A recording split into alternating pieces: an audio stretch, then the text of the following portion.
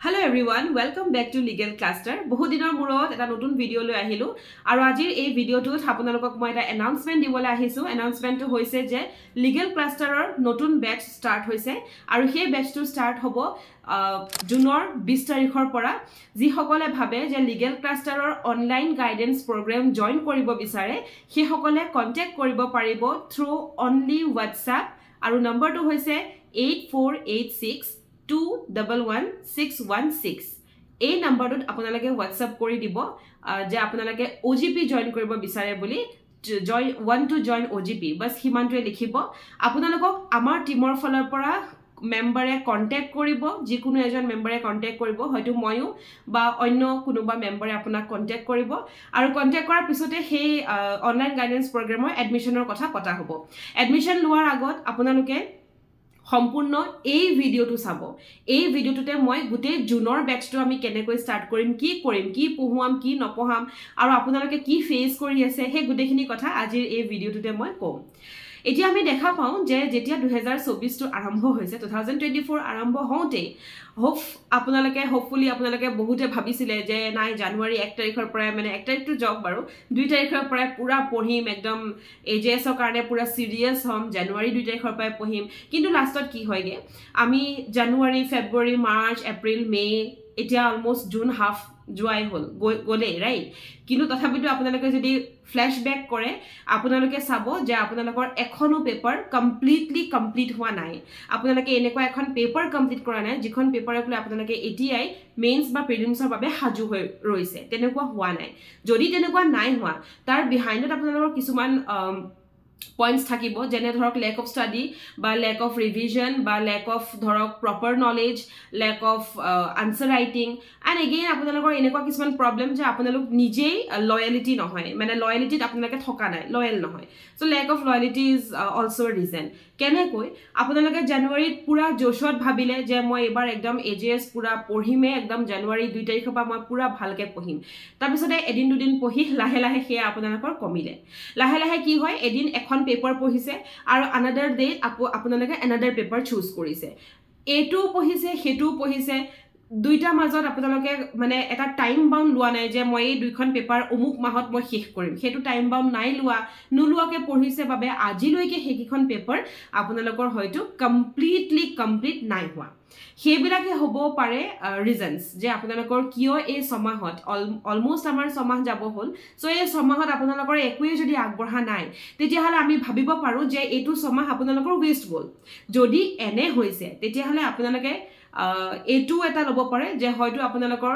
কৰবাত গাইডেন্স দৰকাৰ হৈছে, কোচিং নহয়,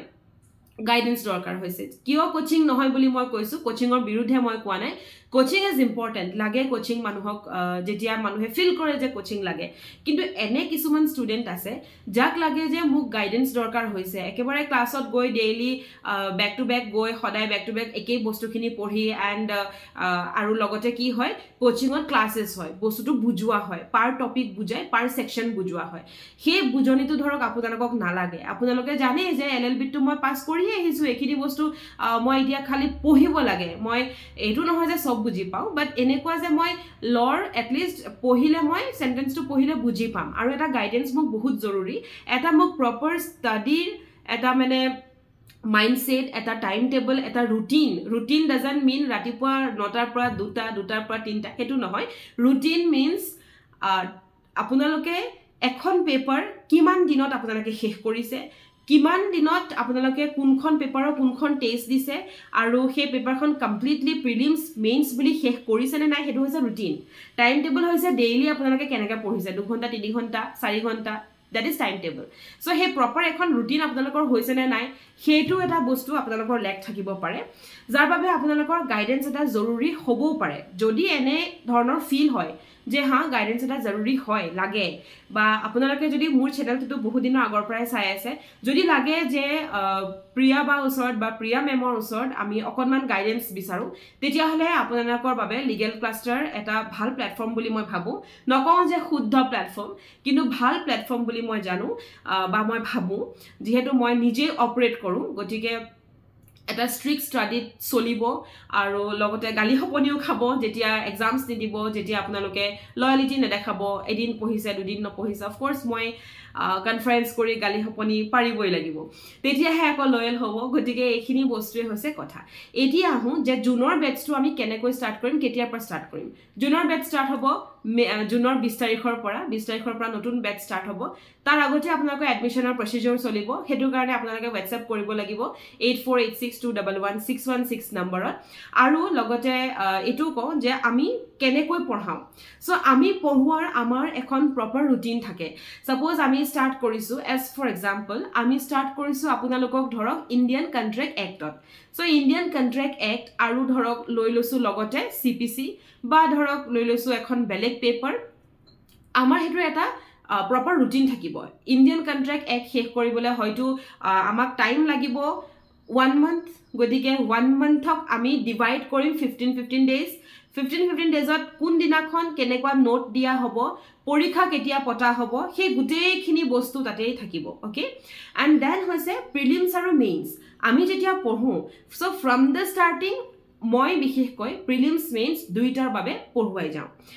কিয় পঢ়ুৱাই যাওঁ কাৰণ এক্সামটো অকল প্ৰিলিমিনাৰী পাস কৰিলে নহব মেইনছও ক্লিয়াৰ কৰিব লাগিব আৰু মেইনছ ক্লিয়াৰ কৰাটো খুব এটা সাধাৰণ কথা বা ইজি নহয় গতিকে আপোনালোকে যথেষ্ট এটা ব্ৰড ষ্টাডিত আহি যাব আপোনালোকে এখন বেলেগ এখন ৱৰ্ল্ডত সোমাই যাব সেই ৱৰ্ল্ডত সোমাৰ পিছত হয়তো আপোনালোকৰ যেটো ডেইলি লাইফ হেতু অকমান চেঞ্জেস আহিব সব চেঞ্জ হৈ যাব কাৰণ আপোনালোকৰ বহুত বেছি পঢ়িব লগা থাকিব আৰু যেতিয়া আপুনি এবাৰ পঢ়িব সাপোজ ইণ্ডিয়ান কন্ট্ৰাক্ট এক ষ্টাৰ্ট কৰিছো হেখন আপুনি এবাৰে পঢ়িব লাগিব ভালকে পঢ়িব লাগিব গতিকে সেই বস্তুটোৰ কাৰণে আপোনালোকক টাইম লাগিব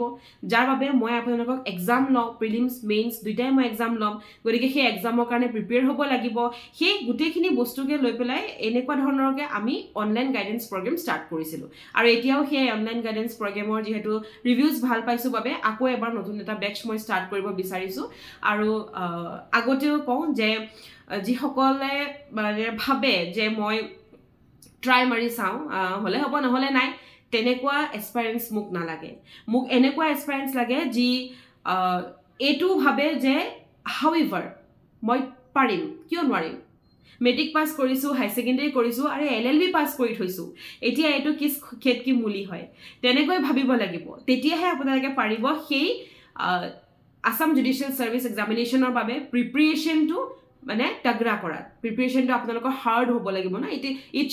শুড নট মেল্ট এটো গলি যাব না লাগিব আপোনালোকৰ ওয়্যাক্স টাইপ হ'ব লাগিব যে হি হাৰ্ড আছে বাট জুই লাগিলে যে মেল্ট হৈ যায় হেতু যাতে হ'ব না লাগে ওকে সো প্ৰিপাৰেচন তেনেকৈ কৰিব লাগিব নেক্সট হৈছে আপোনালোকে যি সকলে মোৰ এটো ভিডিও চাই আছে হয়তো আপোনালোক এডভোকেটস হয়তো আপোনালোক LLM ৰ ষ্টুডেন্ট হয়তো আপোনালোক LLB ৰ ষ্টুডেন্ট আৰু হয়তো আপোনালোকে ঘৰতে বহি 24 ঘণ্টা পঢ়িম বুলি পঢ়িছে গতিকে সেই তেনেকুৱা সকলোবোৰ ষ্টুডেন্টৰ বাবে আমি এনেকৈ চিন্তা কৰো যে যেহেতু অনলাইন গাইডেন্স প্ৰগ্ৰাম হয় আমাৰ গাইডেন্সৰ কোনো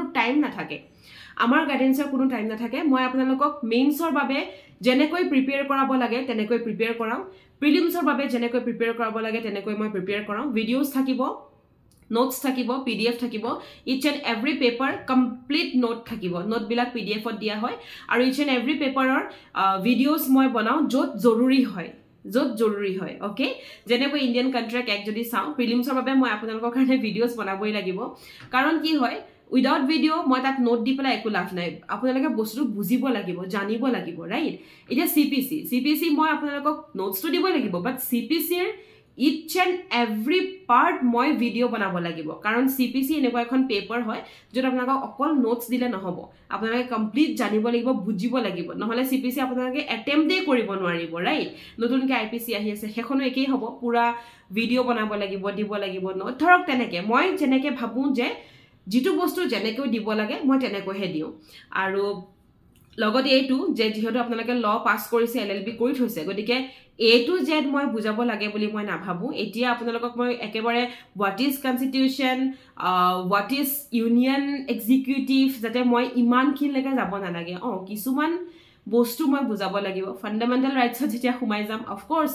কিছুমান বস্তু আপোনালোকক ক্লিয়াৰ কৰি দিব লাগিব তাৰ মাজতো যি সকলে বুজি নাপাব মোক পাৰ্সনালি মেসেজও কৰিব পাৰিব যে মেম এই পইণ্টটো বুজি পোৱা নাই অকনমান কৈ দিব মই সেই সকলক পাৰ্চনেলি এছিষ্ট কৰোঁ আপোনালোকৰ এক্সামছ লোৱা হয় এক্সামছত আপোনালোকৰ ভাল মাৰ্কছ কেৰি কৰাটো বিচাৰোঁ আৰু প্ৰথমৰ পৰাই চবতকৈ ইম্পৰ্টেণ্ট কথা হৈছে অকল লয়ে নহয় লৰ বাহিৰেও ইয়াত আছে অসমীয়া ইংলিছ জিকে কাৰেণ্ট এফেয়াৰ্ছ ৰাইট আমাৰ বহুত বস্তু আছে গতিকে প্ৰথম দিনাখনৰ পৰাই আমি জিকেখন আমি পঢ়াওঁ কিয় পঢ়াওঁ জিকেখন 365 ডেজতো পঢ়িলে শেষ নোহোৱা এটা বস্তু জিকে is a very vast paper আৰু লগতে জিকে এখন পেপাৰ হয় এখন 100 মাৰ্কছৰ মেইনছৰ পেপাৰ হয় ৰাইট চ' যেতিয়া আমি জানো যে ধৰক লট মাৰ্কছ কম আহিব পাৰে বা ইংলিছত মাৰ্কছ কম আহিব পাৰে তেতিয়া জিকে এনেকুৱা এখন পেপাৰ হয় যি আপোনাক হেতুত সহায় কৰিব ৰাইট কাৰণ জিকে আপোনাৰ মাৰ্কছ কাটিব লগা নাথাকে যদি আপুনি শুদ্ধকৈ লিখিছে যেহেতু 1 ৱৰ্ড লিখাকে কোৱেশ্চন আহে জিকে যেহেতু শুদ্ধকৈ লিখিছে পুৰা 1 মাৰ্কছে দিব গতিকে সেইটোৱে হৈছে কথা এতিয়া জুনৰ বেটছটো ষ্টাৰ্ট হ'ব 20 তাৰিখৰ পৰা যিসকল আগ্ৰহী সেইসকলে মোক আপোনালোকে মোক হোৱাটছআপ কৰিব আৰু লগতে এইটোও কৈ থওঁ যে প্ৰথম দিনাখনৰ পৰাই আমাৰ ষ্টুডেণ্টছক আমি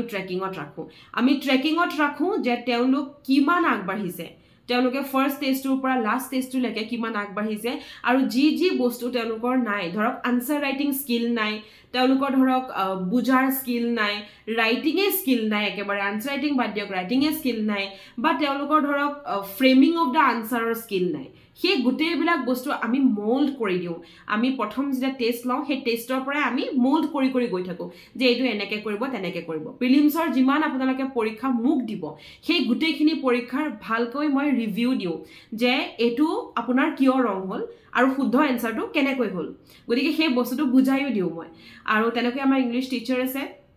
ইংলিছৰ ক্লাছ ষ্টাৰ্ট হয় আপোনালোকৰ যেতিয়া মোৰ ওচৰত মোৰ লগত কমফৰ্টেবল হৈ যাব পুৰা এক মাহত আনাদাৰ নেক্সট মান্থৰ পৰা আপোনালোকৰ ইংলিছৰ ক্লাছ ষ্টাৰ্ট হৈ যাব এতিয়া আহোঁ ফিজ ষ্ট্ৰাকচাৰৰ ওপৰত ফিজ ষ্ট্ৰাকচাৰটো আমাৰ আগতে অকণমান কম আছিলে মই যোৱা মাহতে আপোনালোকক ডিক্লেয়াৰ কৰিছিলোঁ যে ফিজ ষ্ট্ৰাকচাৰটো অকণমান ফ্লাকচুৱেট হ'ব পাৰে বুলি চ' এইবাৰ বুলি নহয় প্ৰত্যেকবাৰৰ দৰে প্ৰথম মাহত আপোনালোকে 1500 ৰুপিজ পে' কৰিব লাগিব আৰু প্ৰথম মাহটোৰ পিছত আনাদাৰ 11 মান্থছ যিটো থাকিব যেহেতু এইটো 1 বছৰীয়া কোচিং হয় 1 বছৰীয়া গাইডেন্স হয় গতিকে আনাদাৰ 11 মান্থছ যিটো থাকিব সেই 11 মান্থ আপোনালোকে 1200 টকাকৈ দিব লাগিব আৰু সেইটো আমি ক্লাছ ষ্টাৰ্ট কৰা আগত লওঁ তাৰমানে যদি আপোনালোকে 20 তাৰিখৰ পৰা ষ্টাৰ্ট কৰে 20 তাৰিখৰ আগত পে' হ'ব লাগিব সেইটো কাউণ্ট কৰা হ'ব 20 জুনৰ পৰা 19 জুলাইলৈকে আকৌ 20 জুলাই আগত দিব লাগিব বা 19 জুলাই আগত দিব লাগিব সেইটো কাউণ্ট হ'ব 20 জুলাইৰ পৰা 19 অগষ্টলৈকে আমি তেনেকৈ বস্তুটো প্ল্যান কৰোঁ সো একৰ্ডিংলি আপোনালোকে যদি ইন্টাৰেষ্টেড হয় তেতিয়াহ'লে আপোনালোকে জয়েন কৰিব পাৰিব আৰু ট্ৰাই ইট আপোনালোকে ট্ৰাই কৰি চাওক যদি এক মাহত আপোনালোকৰ এনেকুৱা লাগে যে নাই মেমৰ পৰা একো সুবিধা পোৱা নাই বা একো লাভে হোৱা নাই এৰি দিব নেক্সট মান্থ মই সেইটো সদায় সবকেই কওঁ এৰি দিব নেক্সট মান্থ কাৰণ কিয় আপোনালোকে যিহেতু ফ্ৰীকে অহা নাই আপোনালোকে কিবা এটা ৱেষ্ট কৰি আহিছে পইচা ৱেষ্ট কৰিছে টাইম ৱেষ্ট কৰিছে মানে ৱেষ্ট নহয় পইচা টাইম এইবিলাক আপোনালোকে ইনভেষ্ট কৰিছে সৰি নট এ ৱেষ্ট ইনভেষ্ট কৰিছে সো যেতিয়া আপোনালোকে ইনভেষ্ট কৰে ন আপোনালোকৰ সেইটো লাভ হ'বও লাগিব ৰাইট গতিকে সেইটো বস্তু ভাবি পেলাই লগতে মই এইটোও কওঁ যে যেহেতু মই এগৰাকী চাকৰিয়াল মোৰ জবৰ পিছত মই এইখিনি মেইনটেইন কৰি আছোঁ বা মই এইটো ষ্টুডেণ্টছক মই এইখিনি ধৰক তেওঁলোকে এটা পুশ কৰি দিছোঁ তেওঁলোকক মই এখন হেল্পিং হেণ্ড আগবঢ়াইছোঁ গতিকে সেই হিচাপত মই এটা কথা ভাবোঁ যে যদি মই জব কৰি সংসাৰ চম্ভালি মই এতিয়া তাৰমানে লিগেল ক্লাষ্টাৰৰ পাৰ বেচ মই যদি সময় দিছোঁ এক্সট্ৰাকৈ মই তেওঁলোকক গাইড কৰিছোঁ পাৰ ষ্টুডেণ্ট মই ৰিভিউ দিওঁ পাৰ ষ্টুডেণ্টৰ পেপাৰ মই চেক কৰি তেওঁলোকক আনচাৰ দিওঁ তো সেইবিলাক যেতিয়া মই কৰিব পাৰোঁ হাউ ইউ কাণ্ট আপোনালোকে কিয় নোৱাৰিব টাইম মেনেজমেণ্টৰ কথাই আছে ন বাছ কৰ লেংগে ইয়াৰ একদম নিশ্চিন্ত হৈ যাওক যে টাইম মেনেজমেণ্টহে লাগে ইয়াত কৰ লেংগে it's okay we can do আপোনালোকে যেতিয়া সেইটো ভাবিব তেতিয়া অট'মেটিকেলি আপোনালোকৰ মাজত এটা জোচ আহিব কিয় নোৱাৰিম আমি পাৰিম সেই বস্তুটো আহি যাব গতিকে এটা ডাঙৰ সপোন চাইছে ডাঙৰ সপোনৰ কথা ভাবিছে অনবৰতে বডি মাইণ্ড স্পিৰিট চবতে আছাম জুডিচিয়েল ছাৰ্ভিচ মেজিষ্ট্ৰেট শব্দটো সোমাই আছে গতিকে সেইটো যদি আপোনালোকৰ আছে অবভিয়াছলি পাৰিব নোৱাৰাৰ কোনো প্ৰশ্ন নাই ট্ৰাই কৰি চাওক মই সদায় সেইটোৱে কওঁ যে আপুনি ট্ৰাই কৰি চাওক এক মাহতে আপুনি ট্ৰাই কৰিব পাৰাপক্ষত মিংগল হ'ব চেষ্টা কৰিব এই গোটেই সিলেবাছটোৰ লগত ওকে কাৰণ মই সহায় কৰিম সিলেবাছৰ লগত কেনেকৈ মিংগল হ'ব পাৰি সেইটো ট্ৰাই কৰিব দেন আপুনি দেখিব যে নাই যিটো কাম আপোনালোকে আজি ছমাহে কৰিব পৰা নাই 1 মাহ 10 দিনত আপোনালোকে এখন পেপাৰ অন্তত পঢ়ি শেষ কৰিলে প্ৰিলিমছ মেইনছৰ কাৰণে ৰেডি হৈ গৈছে সেইটো যদি আপুনি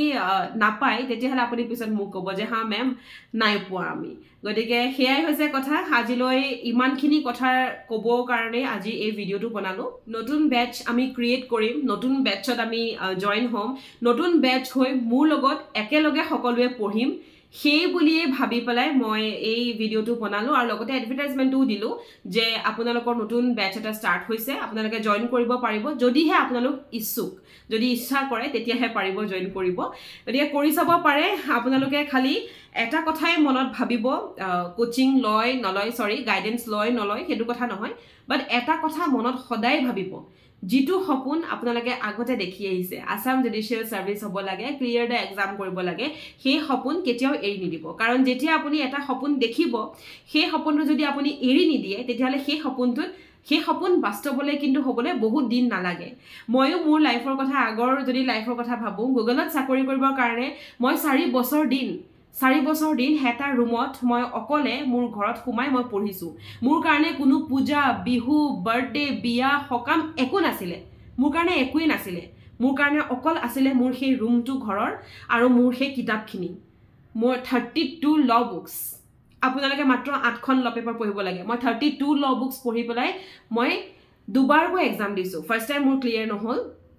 Second time মই গুগলত এক্সাম দিছো আমাৰ 15 ইন্টাৰভিউ হয় 15 টা ৰাউণ্ডত আমাৰ ইন্টাৰভিউ হয় ইন্টাৰভিউ মই 15 ৰাউণ্ডস দিছো আৰু মই তেতিয়া ক্ৰেক কৰিছো আৰু সেইদিনাখন মই গম পাইছো যে মই যে সপোনটো দেখিলো সেই সপোনটো মই এৰি নিদিলো মই যিমান পাৰিলো কষ্ট কৰিলো আৰু সদায় কম যেনেকৈ ধৰক আজি ষ্টুডেন্টস খিনি মই বা অন্য কোচিং ইনষ্টিটিউটৰ কোনোবা টিচাৰ যেনেকৈ মেন্টৰ হৈ থাকে বা